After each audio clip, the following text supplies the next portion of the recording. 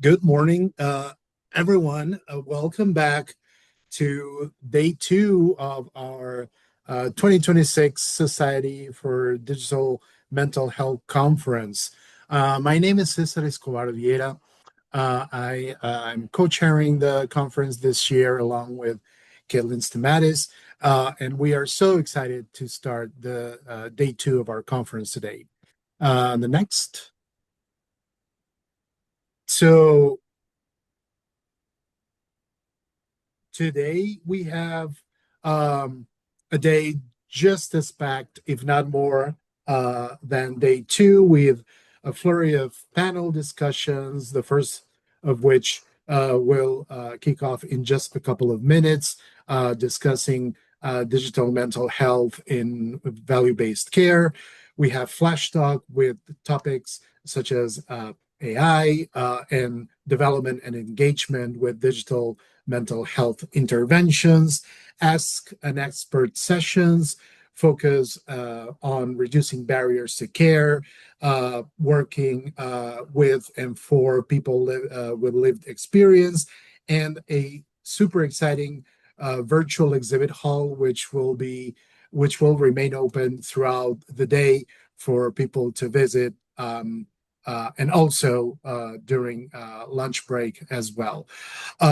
So with that in mind, I'll pass it on to our Society for Digital Mental Health president, Dr. Stephen Schuler. Thanks, Cesar. I just want to say a couple things at the start of day two here and just orient us and think of center sort of the mission and goals of Society for Digital Mental Health. The Society was founded to really help bridge the gap between research and practice and overcome some of the barriers to realize real-world impact of digital mental health treatments. We've had years of evidence that these treatments work, and David Moore, our past president, in his keynote yesterday really provided a great overview of some of that evidence. But we want to see that these tools actually impact people's lives. And the society and the content in this conference, I think, has been just such a great demonstration of the impact that so many different people's works have in this translation. But we still have work to do. And another aspect of the society is really to bring together leaders from across disciplines, to break down silos and to see how we can help come together to really accelerate the impact and the work in digital mental health. This conference, I think, has been a great opportunity to foster dialogue. And I really appreciate the dialogue going on at this conference, but also kind of extending beyond this conference. I was so excited to see all the LinkedIn posts yesterday highlighting different sessions, especially the ones I wasn't able to go to just get all of the different insights that are coming from this conference. And so I really want to just highlight and call out that everyone participating in this conference is making this conference what it is. And also share the messages, get this information out there. This is not something that we want to live only in these Zoom rooms that we have here. We want this to get out and be able to be useful for people. And so we really do see this as an opportunity to come together. But the more you share this information with other people in your networks, with other clinicians and policymakers and researchers, technologists, companies, healthcare systems, people with lived experience, the more we have the opportunity to really actualize on the potential of digital mental health. I want to provide a very special congratulations to our 2026 Student Poster Award winners. Drumroll, please. Congratulations to Tazdik Hassan, Nikki Motabar, Shannon Hong, Tezin Laksampa, and Samuel Campione. If you're not able to go, well, you were not able to go to all the poster sessions, but I really encourage you in Oxford Abstracts. You can look at the poster gallery to check out some of these different posters. And please do just join me in congratulating our student poster winners. These were amazing posters, and we're really excited to have their science presented at the conference.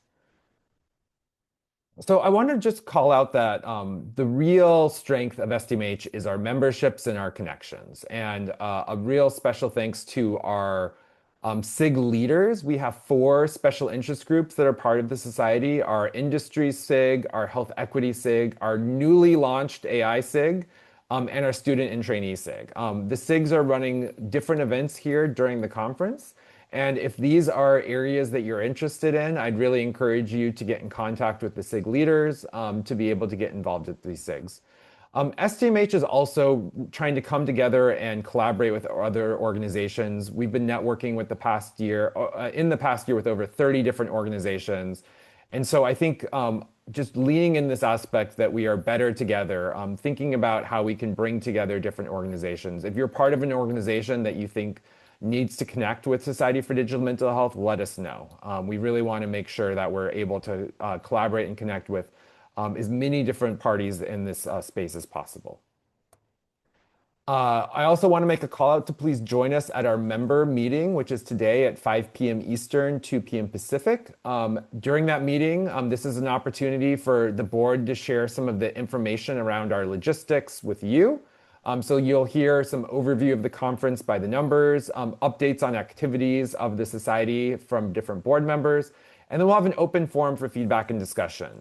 The conference is not only our opportunity to share our best knowledge, our best science, our best learnings from the front lines. It's an opportunity to come together and figure out where the society should be going in the next year and beyond. And so please do come to the member meeting and be part of that conversation discussion. Your feedback is so critical for us in terms of figuring out which directions we should go. I also want to again thank our conference sponsors, our gold level sponsors and our silver level sponsors, Benchmark Health, Ash and Slingshot, UVA's Thriving Youth in the Digital Environment, and the Center for Digital Mental Health at Mass General Hospital, Mass General Brigham. Also to all our conference exhibitors, and I do want to note again that at 1:30 p.m. Eastern today, Mind Science Health will be doing a lunch and learn, so check out Mind Science Health and their demonstration in the exhibit hall, again, 1:30 p.m. Eastern, and to learn more about Mind Science Health. And also through Oxford Abstracts, you can stop by the exhibitor booths for all of our other conference exhibitors that are listed here. With this, I want to pass it over to our panel. And so I'd like to ask our panelists to come out and especially our moderator, our vice president of the Society for Digital Mental Health, Megan Coder. I will stop my share and pass it over to Megan. Thank you. It is such a pleasure to be here with all of you today. Thank you, Stephen, for the introduction, and I'm glad to welcome our panelists up. What we have today for you is we have a topic that we've been assigned, and we're really glad to dive into it. That's going to be focused on digital mental health and value-based care. So we have three experts coming from three very different perspectives. Good news is we've received a lot of questions in advance of this that we'll be proposing to our panelists, but we also have the Q&A function that we welcome you to use.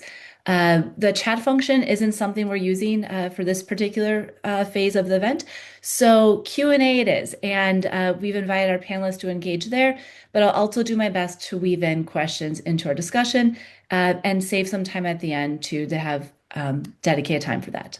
So with that, I am glad to welcome our panelist. Lindsey Schapiro leads evidence-based evaluations of digital health technologies at the Peterson Health Technology Institute, PHTI. She helps health plans, self-insured employers, health systems tie purchasing decisions to measurable clinical outcomes. And she also spearheads PHTI's performance-based contracting work and oversees PHTI's Purchaser Advisory Council. So her work has really focused strongly on standards, what research is showing, and where things are heading. So, Lindsey, I'm glad to welcome you. Our next individual is Dr. Tom Insel. He's a psychiatrist and neuroscientist. He's also a national leader in mental health research, policy, and technology. Importantly, from 2002 to 2015, Dr. Insel served as the director of the National Institute of Mental Health. And more recently, he has led the mental health team at Verily. And since 2017, he's founded 5 mental health startups, which is impressive in its own right. He is also the author of Healing Our Path from Mental Illness to Mental Health, and is also a member of the National Academy of Medicine. And our final presenter, I'm glad to have Dani Bradley join us. Dani is a public health leader and the vice president of clinical affairs at Big Health, a company focused on developing evidence-based digital mental health treatments. She leads medical affairs, research, and the clinical teams. to create evidence-based interventions, as well as conducting safety, advocacy, and health economic research. Dani is also responsible for the provider experience within Big Health and focused on advancing scalable models of care that leverage data and technology to improve outcomes and the overall healthcare experience. So, with that, we have this distinguished panel, and I want to make the most of our time here today. So, Tom, may I start with you, and may I ask you just to help set the stage when it comes to looking at value-based care? It's something we've heard a lot about for probably quite some time, but I'd really love to hear your perspective on where we're at right now, what we're even referring to, maybe even comparing fee-for-service care, and just talking a little bit about the current state of affairs in value-based care. Yeah, absolutely. So, Megan, first of all, thanks for having me as part of this panel. I'm really interested in this meeting, and it's great to be a part of it. Um, I'll start by saying a little bit about how to frame this. I think it's simply a form of payment, and in the United States, payment is so much of what we have to think about in healthcare because to go back to Stephen's and David's earlier comment about why things don't get implemented, it's often because they don't get paid. So how do you figure out how to pay for something, and how do payers figure out what they want to pay for is really the question. The tradition, particularly for behavioral health, has been fee for service. That means you put in 50 minutes of time and you get paid for the time that you put in. It's like work for pay and paid for time. The concept has shifted a little bit to say, how do we create a more accountable system? And if it's accountable, it means that we have to look at outcomes. And we can do that by having an outcome-based payment system, which is kind of the way we got to value-based care.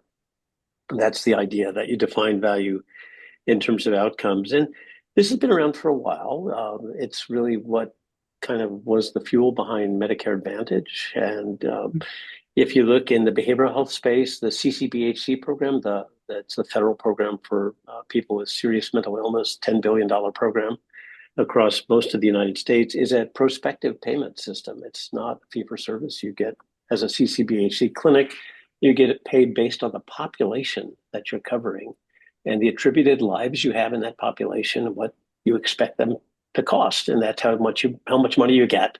And then you get bonuses based on outcomes. So there are many different ways this has been played out. It's probably been most well developed in areas like orthopedics and maternal care. I think that the excitement right now has been the CMMI program of access, which is trying to take value-based care now to Medicaid broadly and to Medicare broadly. And the way access will work is includes behavioral health. There's 3 or 4 other conditions, MSK and cardio, kidney, and metabolic disease are the other areas where they want to do it. It's a 10-year program. And there'll be set amounts that you'll get paid as a provider based on the population, somewhere between $90 and $410 per beneficiary. And all of that gets tagged to very specific, what they're calling outcome assisted or outcome associated payments. You have to actually have some particular healthcare outcomes that you can show at a population level. So that's really different than the way we've been thinking in the behavioral health space. So basically, that's where the field has been. To be blunt, behavioral health has kind of been out of that picture.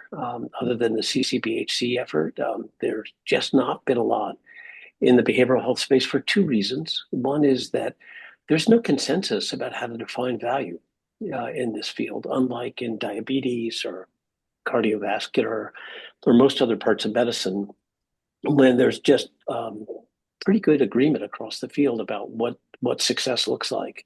We don't have that in the behavioral health space. And the second reason is that so much of behavioral healthcare is carved out, and it's really hard to show that you're creating value if you just look at the 5% that is in behavioral health for a big payer. It's almost not worth their trouble to do this. Now that 5% is becoming 5.5% and 6%, they're starting to be more aware of it. But the key for doing value-based care, we probably will talk about this more subsequently, is that in behavioral health is you have to look at total cost of care, because the savings when you provide really good behavioral health care, the most of the savings are going to be on the medical side, not on the behavioral health side. And it's been really hard to demonstrate that if you're carved out. You don't have access to total cost of care claims. And so that's been a massive barrier to moving to a value-based system for most behavioral health providers. Thank you. Thank you for setting the stage. It helps to get that frame of reference. And Lindsey, I want to bring you in on this. Given the work you have done on the research side and seeing data and numbers coming through and dealing with purchasers in a way where there's a lot of opinions and determinations being made in real time, what does research indicate about the use or impact of value-based care? Whether you can reference any valuable, relevant metrics or outcomes would be really interesting for us. Yeah, thanks, Megan. And thank you, Tom, for setting the stage. So I'll take a step back. So we do, and at PHTI, and maybe not everybody is aware of the Peterson Health Technology Institute, but we're an independent organization that evaluates digital health technologies. And so last year we did an evaluation on digital solutions for anxiety and depression, specifically looking at solutions targeting patients with mild to moderate symptoms. And so as part of this work, we spent a lot of time thinking about what are the clinical outcomes in this space and how could a purchaser structure a contract around that. So we spent a lot of time actually over the past year talking to different employers and payers, trying to understand how are they currently developing their contracts for solutions in this space. So we actually put out a toolkit around purchasing these solutions. And our goal with the toolkits is not to put a contract for people to use, right? I think what Tom was alluding to is that there's a lot of different, while some people are focusing on, GAD-7 and PHQ-9, there's also a lot of other outcomes and things to consider when you're contracting for these solutions. And so what we did is we put out toolkits that help lay out the different elements that can be part of the negotiation for these contracts. So thinking about what is the structure of the payment model? What could that look like? How much are you actually, what percentage are you tying to outcomes versus an engaged member? We're also trying to highlight the importance of defining different elements in terms of outcomes. What is built into that is how are you defining engagement, right? Is it downloading an app? Is it having one visit with a provider? Or is it, what is the length of time, right? Like anxiety and depression, it's not something that patients often have and are done with, right? So it can ebb and flow over time. And so what is the amount of time that you're considering engagement with a provider to be part of an episode of care? And so all of these things tied together are really things that purchasers should be aware of as they're working through their different contracting and whether or not it is something that they want to move forward with in terms of purchasing a digital health solution for mental health. We have heard from time and time again from different purchasers, employers specifically, that they are interested in, as Tom was mentioning, addressing the rise in the total cost of care while also making sure that they're driving towards outcomes. And so what we have heard in the survey work that we have done is that there's real interest in using these performance-based contracts to try to drive towards outcomes in this space. So I'm going to pass the next question to you, Dani, and you are deep in this from a very different perspective. So it's been really great to have the other two perspectives. And also I love that the first question, the Q&A, was more of a shout out than a question. So thank you for that. But Dani, you are deep in digital therapeutic, digital mental health technology world. I'd love to get your sense of what value means to you from your perspective in mental health. And then also, Tom and Lindsey, if there's any add-ons after that, I'd welcome you into this discussion too. Yes, definitely. Thank you, Megan, and thank you, Tom and Lindsey, for great start to the discussion. I think what value means is depends on who's paying, frankly. So value to a payer likely means a reduction in total cost of care, as we've been discussing, as well as expanding access, because particularly in behavioral health, many payers have difficulty with network adequacy and meeting the demand for patients who need access to behavioral health care. On the provider side, if we're thinking about like a integrated system where they're the payer and the provider, that can often mean freeing up providers to focus on higher acuity, more complex cases. So that's kind of another component of access, but from the provider perspective, which means that they're not necessarily dealing with the more mild or moderate cases that Lindsey mentioned were included in the evaluation that was conducted last year on anxiety and depression solutions, but that they're actually having that time to focus on patients who need much more hands-on assisted care. I think because that's the case, this concept of a step care model has worked really well within the framework of value-based care, where you kind of start patients on the most kind of efficient, readily available treatment, assuming that the vast majority will see benefit and get better, but that some subset will need to go on to further care. And that's been well evidenced in the UK, for example. NHS designs their entire behavioral health model around that concept. And I've seen it happening more at systems here in the US, but as we're talking about today, the payment models need to catch up to allow for that to become kind of the standard way that care gets delivered. I think to answer the kind of part of your question around how do we actually use metrics to define what value looks like, in my opinion, value means that patients are seeing benefit. So not just that they are engaging or that they spend a certain amount of time on something, but actually that the metrics show that patients are seeing improvement, and that improvement is demonstrated through validated screening assessments that would be used in a traditional care model, that can be used also in a digital care model, where we can really see that patients are seeing improvement in their symptoms and overall quality of life as well. I would love if Lindsey or Tom have anything that they want to add to that.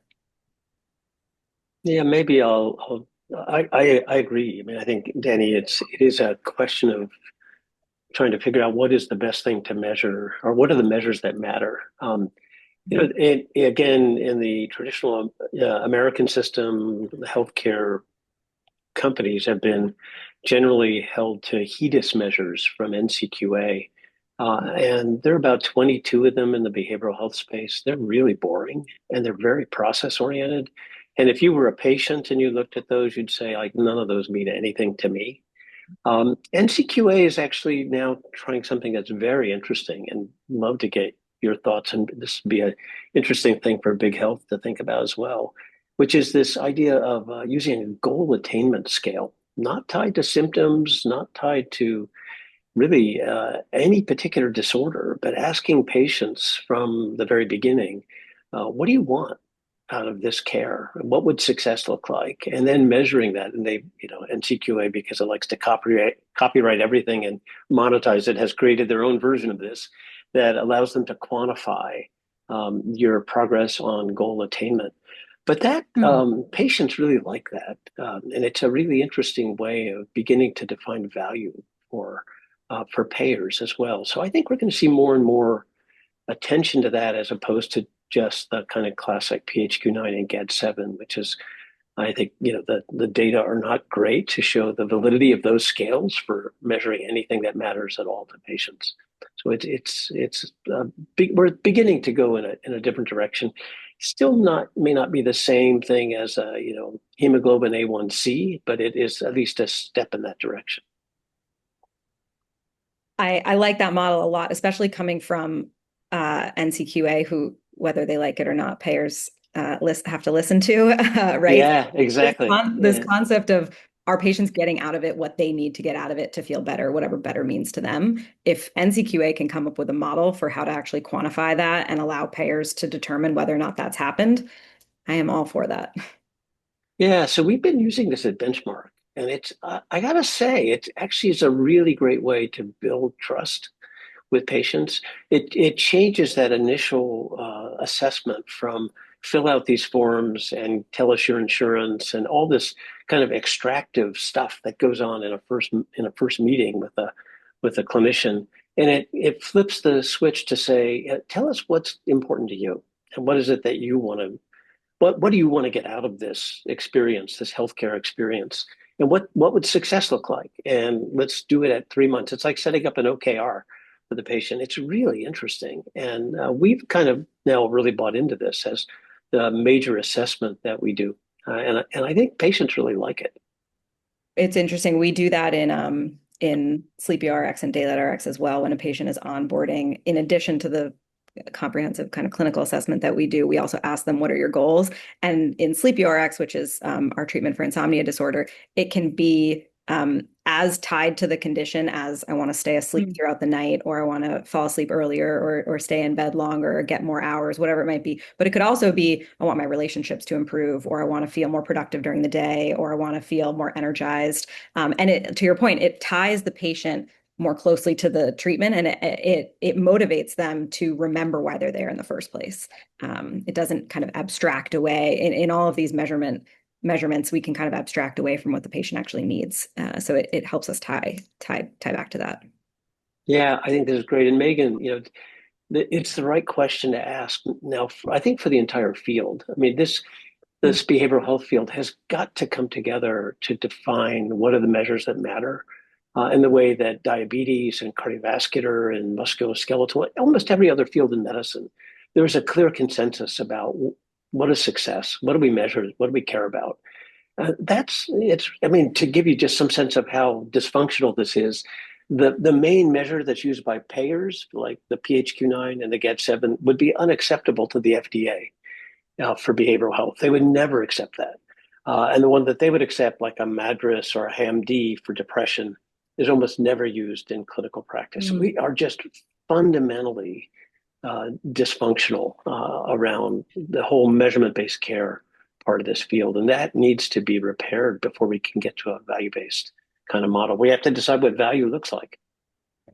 And I appreciate the tangibility of this discussion, because it's nice to understand the theoretical and the baseline and where the history is and where the momentum is going. But it's also nice to bring some tangibility into this around, like, what does this mean for me tomorrow? What does this mean for what research we're conducting? When we're going to agencies, what data are we presenting? Do we have to do data 4 different ways for 4 different entities? And what does that all look like when we're trying to compare what a clinician wants versus a purchaser versus a patient, and all the questions, because we also know that budgets are endless. So how do we actually align? And I've been taking notes as you all have been talking, but I like that. What are the measures that matter? It's a simple phrase seemingly, but it really does tie a lot of this together. And Lindsey, I see you doing a lot of nodding, so let's bring you into this too. Yeah, I mean, one of the things that I've been thinking about and have spent a lot of time on myself is the exact question that Tom is raising is, if not PHQ-9 or GAD-7, then what, right? And so from the PHCI lens, when we're conducting our systematic literature reviews, we have to make sure that we are following the literature. And that is what's traditionally used in the literature. But that, I think, when we put out our performance-based contracts, what we're trying to do is start the conversation.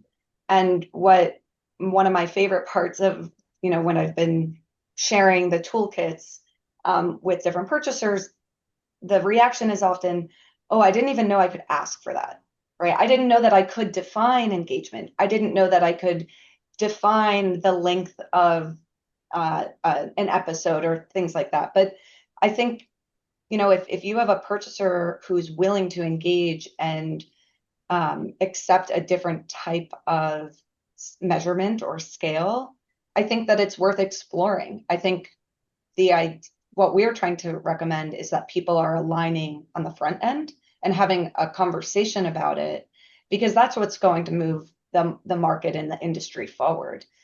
And I think just having that conversation is extremely valuable. And I'm really glad that we're taking some time today, and it's worth continuing that conversation.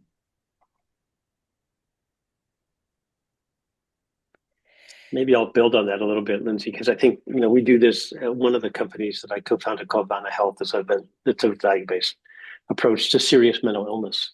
And we take on only the patients that have really high total costs of care. So like $30,000, $40,000, $50,000 a year is what their healthcare costs have been in the previous year. And they all have to have some untreated psychosis. And so we're basically treating them, and their costs come way down. It's a huge savings.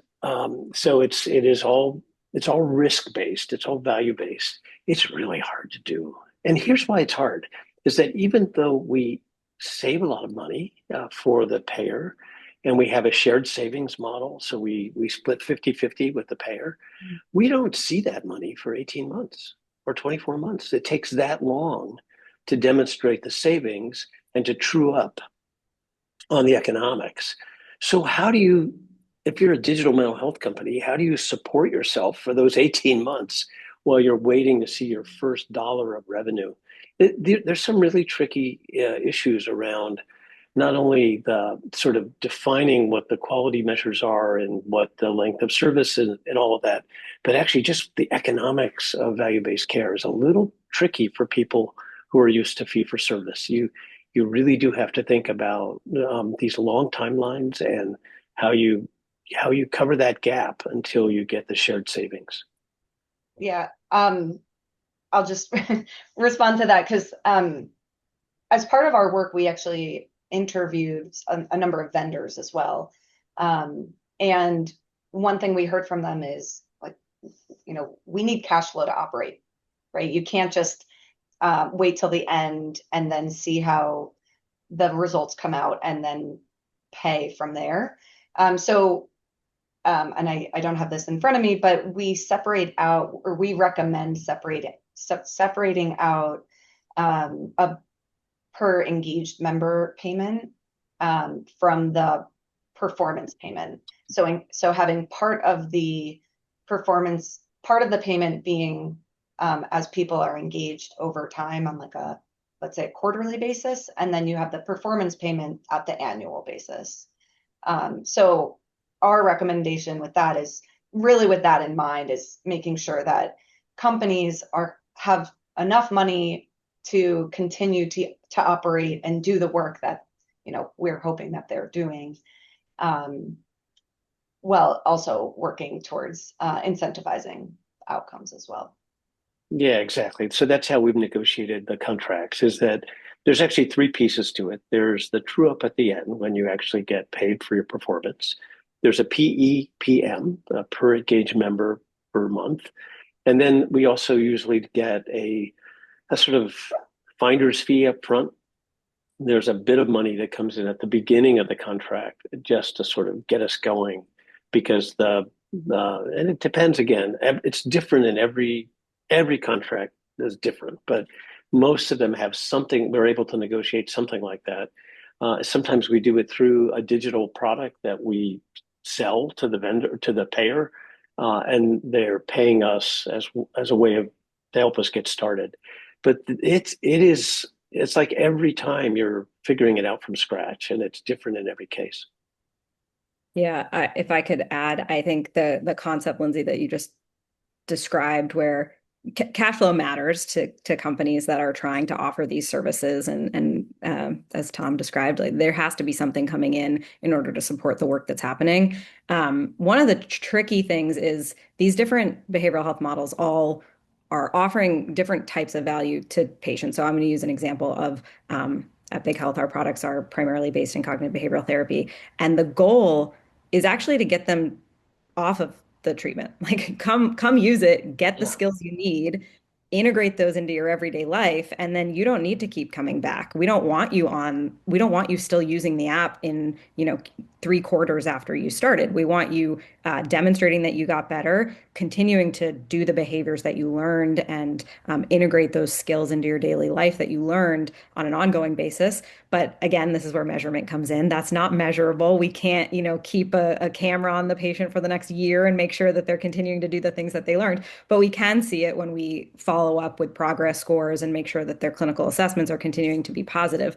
But I mentioned that in the context of these kind of ongoing payments, because if you are segmenting out payments for ongoing engagement, you have to take into account what is an appropriate duration of engagement for the treatment that's being delivered. And are you paying kind of upfront, essentially commensurate with the value that's being delivered, so that you're not kind of dragging out a payment that's really offering its value in 2 months over the course of 12 months.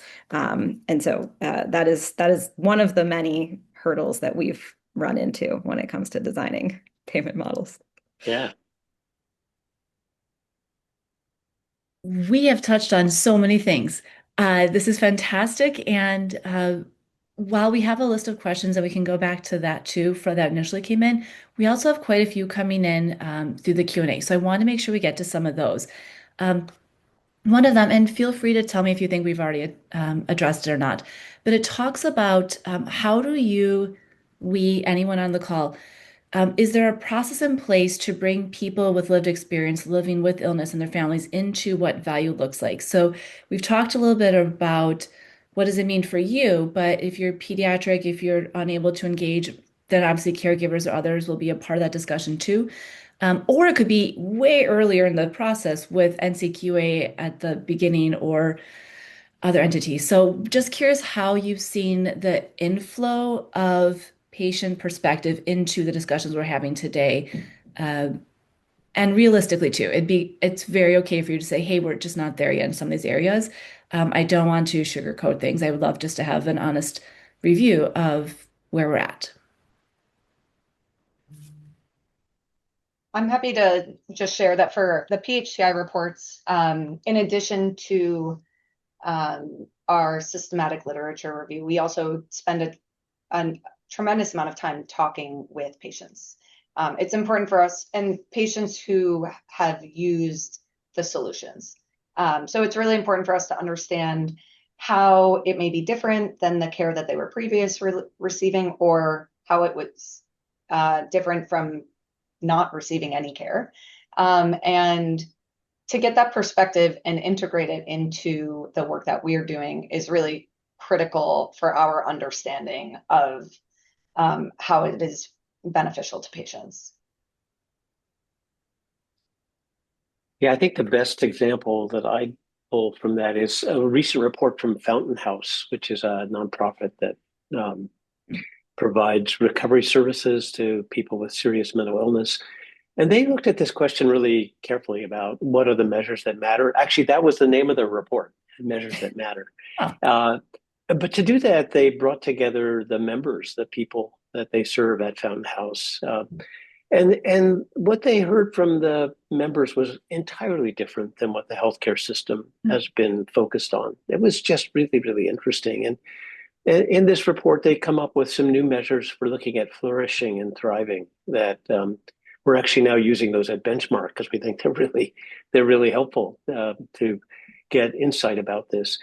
So I think, having that perspective is a game changer, but it is not, to be clear. I don't think that's the perspective that you're going to find at the large healthcare payer companies. If you talk to United or Elevance or Centene, I don't think they're likely to start from that point.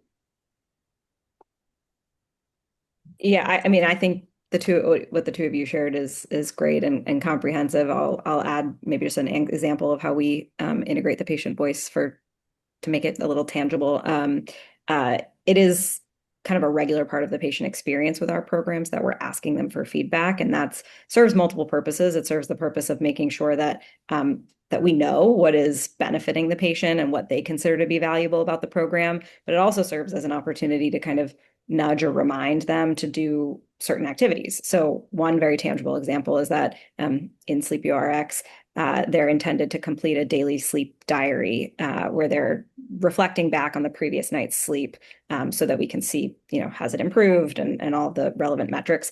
And when they have a poor night of sleep, we ask them, which of these techniques did you try yesterday or last night or this morning, to help you improve that score? And those are techniques that they would have already been taught as a part of the program. And so it kind of creates just a closed loop to say, okay, you learned this is what happened. How are you going to circle back and use it again? And it creates an opportunity for them to say, no, I didn't use any of these. This part of the program has not been meeting my particular need. Now let's kind of adjust it and offer me something different so that I can get the value that I need. So all to say that, like, each patient we see is going to need a different kind of combination of the techniques and tools that we offer to meet their particular presentation of the condition. And our program is designed such that we can be as customizable as possible to meet the needs that they have. It's really interesting, Dani. I'm sure you've had this experience that that UX, user experience, is just like fundamental to product development in virtually every company that wants to be successful. That's where you start. It's table stakes. I never had heard about that when I was in academia. So 30 years of doing studies in academia, and even the term UX was never once used. I heard it for the first time when I went to Google. Had no idea what they were talking about, and yet it was the very first question that was asked at a product meeting. So it's this idea that you include the people that you're trying, that will be your market, that they are part of the development of the product, is just, it's assumed in the world of tech. If you're building product, that's how you do it. But in academia, we don't think about that very often. So we've heard, as one of our last comments that just came in, is it's clear that there's no simple solution to this. That requires a lot of education and engagement. But let's talk about what should come next. What needs to be happening in the next coming months and years to make this more of a reality? Because it sounds like there's a lot of value in this, and if it's outcomes based, then that's fantastic. So, Dani, should we start with you? Looking at health assessment frameworks or ways that you feel like what could change, or take the question where you want, but what could change on your side to improve the utilization of value-based care from your perspective and make it a meaningful, tangible outcome that has real impact and isn't just another thing we're going to be talking about a couple of years in the future as a postmortem? Yeah. You said take it whatever direction I want. We could start the value assessment or anywhere you want. I could take it in 50 different directions. I'll try to limit what I say so that everybody can contribute. I think others will get their turn too. One thing that's top of mind for me right now in my day-to-day and engaging with payers and providers is the role of real-world evidence. We have a tremendous amount of published evidence on the efficacy and safety of our products. We've gone through our FDA clearance process. I mean, it is not a disputable topic that there is a tremendous amount of evidence behind the safety and efficacy of our solutions. Yet every system we speak to, for the most part, wants proof that it works in their patient population. And not to say that they're not special, but systems are all different, and also the treatment has been evaluated in patient populations that are representative of the entire country, even global populations. And so there's only so much kind of feasibility around that kind of ask, where different implementation locations, whether that's the hospital or a provider group or even through a payer, where they want to demonstrate, like through a pilot, this is actually going to work for our population. And I think we need, as a community, to kind of help guide that narrative in a different direction. Not to say that we can't, collect measurement and engagement data up front or whatever, data that gives them confidence that this is the right solution, something they should be paying for. But at the same time, we need to put a lot of emphasis on the amount of evidence that has come before this moment in time when they are making a decision about whether to deploy it to their population. And that, I see Lindsey nodding. I would love to hear what you have to say about this, because I know this is your world. But even like in the FDA clearance process, there's, a difference between their review of clinical trial data versus how they interpret real world evidence data. And the reality is there's some measurements that you really can only get in a real world setting, and comparisons you can only make in a real world setting. Like the control conditions that are used in clinical trials are often not the reality of what the alternative would be for a patient who is presenting with this condition, right? Like the alternative is not always going to be a sham placebo app that delivers some, percent of the therapeutic. It's typically going to be nothing, or it's going to be a second line medication or something like that. And so I think it's really important that we value the role of real world evidence, that people are investing in collecting those data, but also understanding that it doesn't need to be collected at every site that it's being deployed in, and that kind of evaluation can kind of happen on an ongoing basis as a part of a broader rollout to help more patients. So that has been on my mind a lot recently. I think it's hopefully related, Megan, to the question that you asked, but I would love, Lindsey, That's lovely. I'll take the pass, even if it's not related to Megan's question. But Dani, I think what you're talking about and highlighting is actually where PHTI came from, right? We really started with this idea of what does good evidence look like, and how can, purchasers, we talked a lot to self-insured employers. There's really large jumbo self-insured employers, but there's also, smaller self-insured employers, and they don't have the staff, the actuarial team, the data analysis teams on their teams to do these literature reviews and budget impact models and or do pilot programs. And so we really thought about how can philanthropy help in this space? And one of the ways that we answered that is by doing the assessments that we have been doing. So, Big Health was included in our mental health report, and we actually found that your solution is clinically effective. And so, I would recommend for certain populations or certain purchasers, you could show them our report and say, look at what the evidence has shown in this space. This is a non-biased, independent third-party organization who's doing this research. We didn't look at every area of mental health, right? And we had a specific population that we were looking at. But I think we highlight the fact that there is so much evidence and good evidence in this space. And that speaks for something, and it should count for something. So I think, starting the conversation around what is enough evidence to kind of base decisions off of, we don't have to reinvent the wheel every time somebody's looking to make a purchasing decision. So I think that's where we hope that our reports can be really valuable to the market, and in highlighting so other people don't have to go through the process all by themselves, and really starting that conversation around what good data looks like, what a good study in this space looks like, right? Waitlist control studies are going to be different than, and they're going to occur a lot more frequently in this space. And that makes sense. And here's why, and we detail all of that. And so I think there are a lot of layers here, but providing a base for the discussion is really where we are hoping to fit in. Yeah, if I can add, so I actually love what PHTI has done, and I'm an advisor and deeply involved in the process, so I'm totally biased about that. But it is, here's the but, it's static. So it's like a one-time study. So we founded Benchmark last year to be a living PHTI effort. So we are constantly evaluating digital mental health apps. We're constantly evaluating telehealth companies, thousands of patients coming through by referral, a very deep bank of assessments that we do at multiple time points. To do that, we had to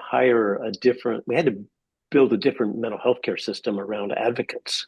So we have an individual who comes in, usually it's a LCSW, who becomes the primary connection, really the Sherpa for each patient. It stays with the patient all the way through the journey and measures outcomes. Because the problem was, and this is the PHTI issue, is that we needed a third party, that no payer will believe your data. And that's why they always say it's great that you've published in Nature, but until you've shown it in our patients, we're not going to accept it. And so you have to do an 18-month pilot, and you're going to have to help pay for that. And it's like really kind of crazy, the world that we're in there. And so the hope was that with something like, and that's why we're called benchmark, by setting the standards, holding, providing a kind of gold seal of approval for companies that had really good products, and there are really good products out there. But we had to have a third party that could actually attest to that and have standards. And so we brought in NCQA and others to sort of be part of that process. But the field needed something like that. We're still building this. We're not finished, but I think that's one way forward to try to get around that problem. I welcome each of the panelists to also look at the Q&A. There's more that keep coming in, and I know we're not going to get to everything in there.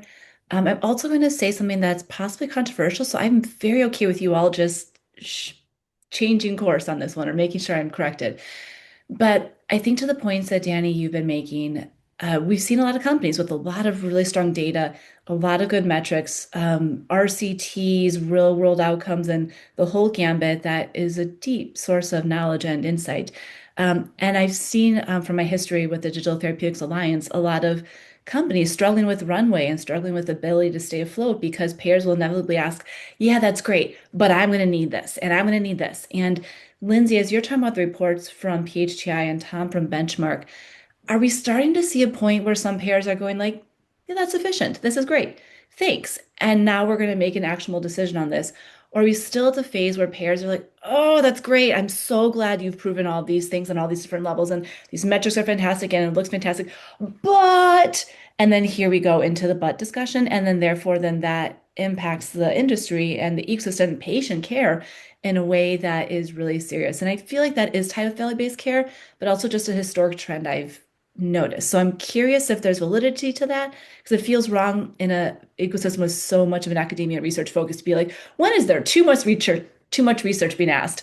But the right research at the right time with the right measures and all of these things feel appropriate. But I'll pause.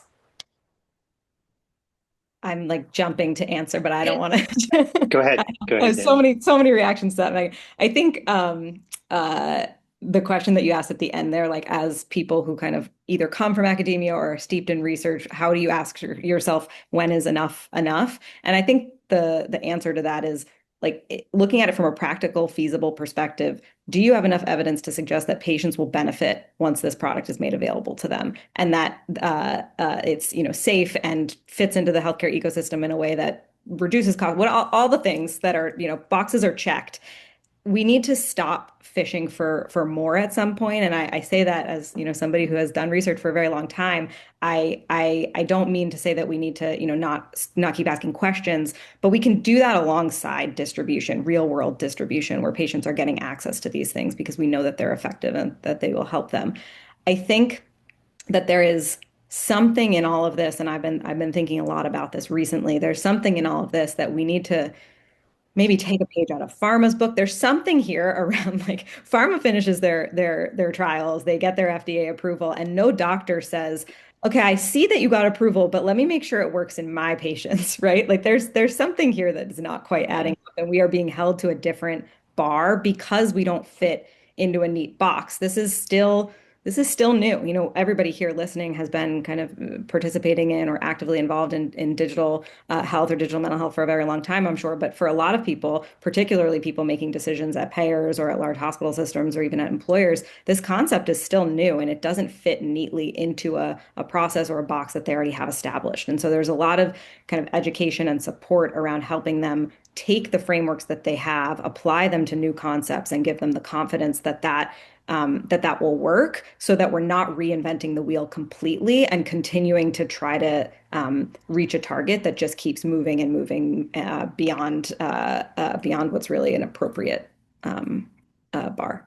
is my opinion. So can I just say, Dani, that that's kind of what's behind this whole conversation, right? So the beauty of value-based care is you're not getting paid for a Mhm. digital mental health app. You're not getting paid for a 50-minute hour. You're not getting paid for anything except outcomes. And so if you're the provider, you could use whatever you want. You could figure out something really innovative that might save you a lot of time and may be really great for patients. As long as you get to that outcome, you get get paid. You get actually, you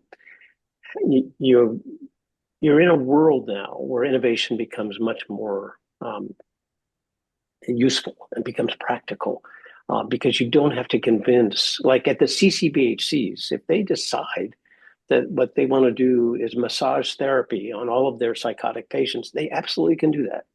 And they can pay for it because they're getting a lump sum to provide whatever kind of care they want to provide.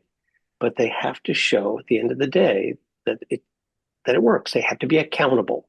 So I do think that this could be a solution in some ways for the problem that you're talking about, because the digital mental health product can then become part of a whole innovative suite that gets paid for en bloc because it gets patients better. And most importantly, and this is really what we haven't talked enough about, it saves money. And that's at the end of the day, that is where things get adopted. You have to show that it affects affordability as well as accountability. We have 4 entire minutes left. So with that, let's just pass it around. I'd love just to get closing responses. What have we missed? What is a point you really want to drive home? Um, Before I pick on someone, does anyone want to start? I'll say something just to get us going. I think that one thing we haven't talked about, which is interesting about this value-based approach, is it forces you to think about population. And each of us has used that word, but we don't usually think about that. If we're in the healthcare innovation or healthcare delivery system, we think about the patients we see. But in behavioral health, the big issue is engagement. 50% of the people with mental illness never come for care. But they are covered by insurance and they may generate big medical costs, even though they're not in behavioral health care. So, one of the things that this value based care discussion invites is that we start thinking about what payers will call inattributed population. So, if you're in a value based contract, you're taking on responsibility for 1,000, 5,000, 10,000 attributed patients that payer has in their service field. And you now have to figure out how to serve that population, not just the people who come knocking at your door. That's a very different way of thinking about healthcare. If I could add, because you're doing a very nice job, Tom, of kind of closing the loop and pulling in the theme of value-based care. And I will pull in the theme of digital mental health, which is that exactly what you just described can be enabled uniquely in a way that digital mental health allows that we've not really been able to do before. The example that comes to mind for me is you mentioned 50% of people who have, behavioral health concerns don't ever go into behavioral health care. We work with a lot of systems across many departments, oftentimes kind of centered in behavioral health, but also oftentimes working with primary care because they're catching these patients who are presenting with, GI issues or headaches or a sprained ankle, you name it. They're covering everything. And then on the way out the door, the patient will say, "Oh, and by the way, I don't sleep, or I don't feel productive at work, or I'm experiencing anxiety, or whatever it might be." And those providers have limited options, to be honest. They don't have the time to do kind of a deep dive into what the patient's real concern is and figure out, what do any kind of therapeutic activity with them in that moment. And oftentimes they're not trained to do that. So they can send them to a wait list to see a behavioral health clinician. It's going to take, 3 to 6 months to get in to see them sometimes at these big systems. They can write them a prescription, which for a lot of conditions is second line care. Particularly, I focus a lot on insomnia, and that's the most commonly used treatment, but it is not the first line recommended treatment. And so giving these providers who aren't in behavioral health but touch these patients tools to actually give them first-line recommended care at their fingertips, same-day access, increases the opportunity to reduce total cost of care on these patients who are attributable, right? Like we want to control their costs. Their costs are soaring because they're going to the emergency department every week or whatever it might be. But they're never going to be the one that presents to behavioral health. And so I think digital tools have a unique opportunity to support the kind of overall value-based care model where we're trying to reach people who sometimes we have a hard time doing. And I'll just, in one sentence, say to tie what Dani and Tom have already closed out with is, from value-based care and digital mental health, we know that the solutions in this space work specifically for the patients who might not otherwise be receiving care. And if we can find a way to contract for them in a way that allows the right people to get these solutions at the right cost, you're then going to be driving clinical outcomes and saving money for those purchasers. And it's something that, with asking the right questions and having the right conversations up front, can be something that provides a lot of value to people across the country. And I think that's really important. So I want to say thank you to each of you. I feel like we've learned a lot, we've talked a lot, but this is now kind of a divide and conquer moment where there's a lot of people on this meeting right now that have different aspects. I hope that are very applicable to them and we take these lessons away. But to someone else's point in the Q&A, I also feel like there's a lot of alignment we need to have too. What are the measures? What are the different things we need to really be focused on to really bring this to life in a very meaningful way for the sake of patient care and access and overall well-being? So with that, I know we're closing. This is not the end of the discussion per se, but sincere thank you to each of you for your time today.